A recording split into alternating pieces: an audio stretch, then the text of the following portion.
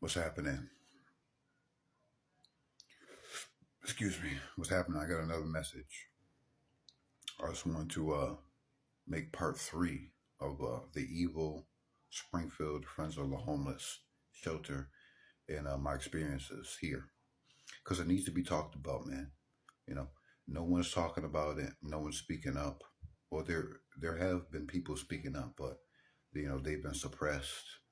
You know, they've been instilled with fear and not speaking out about what's going on and what has been going on at the shelter. So I ain't scared of nothing, of nobody. Let's get that clear right now. Get that out the way. Um, I'm gonna speak up about anything, especially injustice and especially things that affect me as well as other people. You know what I'm saying? Because that's who I am. You know, I can only be me, so I'm gonna do what I do.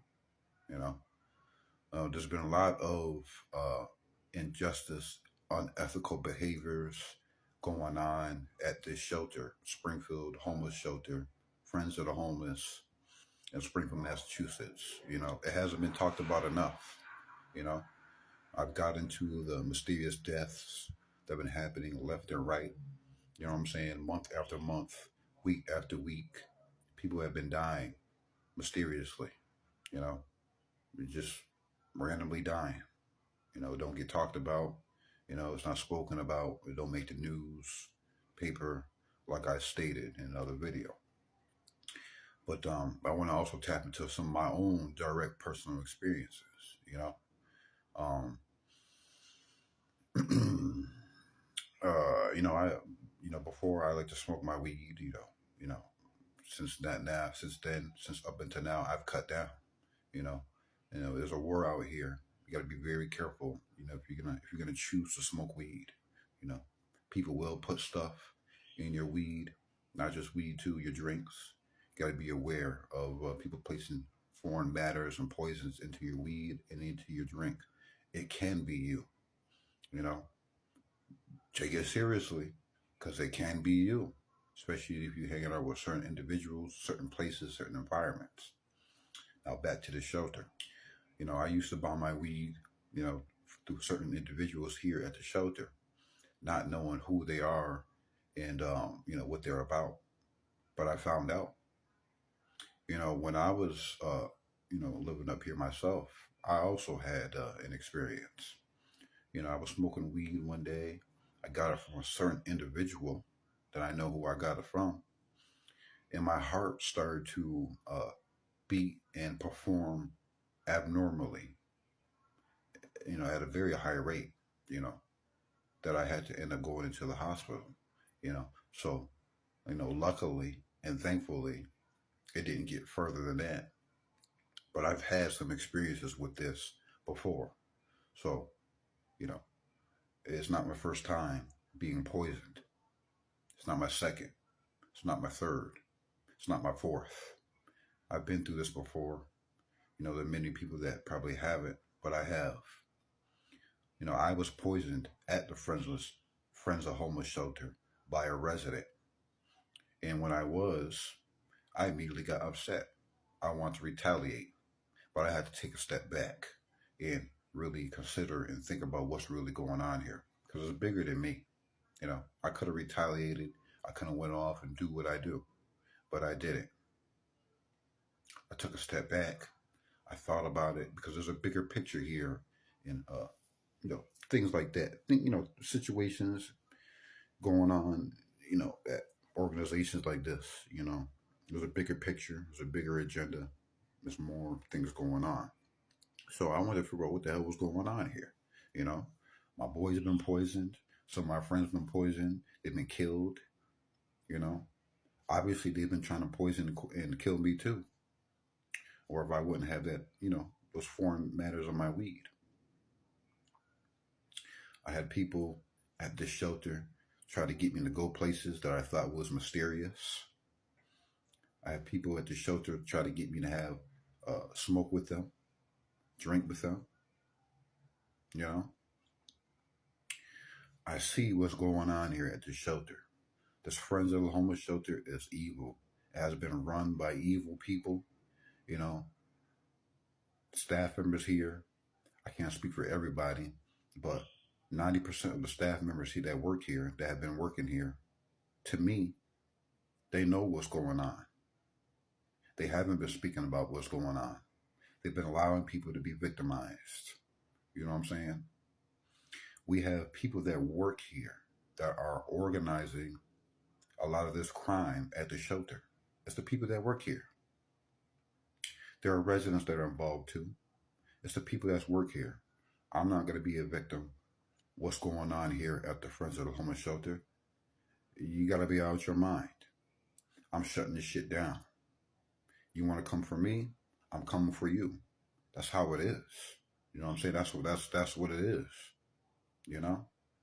This has been an evil business. They're not helping nobody with housing. They only help the drug addicts. They help the drug addicts because the drug addicts are the people who are keeping this organized crime going. It's simple math. You can see through it. Not stupid. Wasn't born yesterday. I know what's going on at the shelter, and that's why I'm speaking up about it. I'm not going to be a victim. I refuse to be caught up in this nonsense that's going on here. It's sad and unfortunate that we have so-called community leaders and elders in our community that's been allowing a homeless shelter to run like this.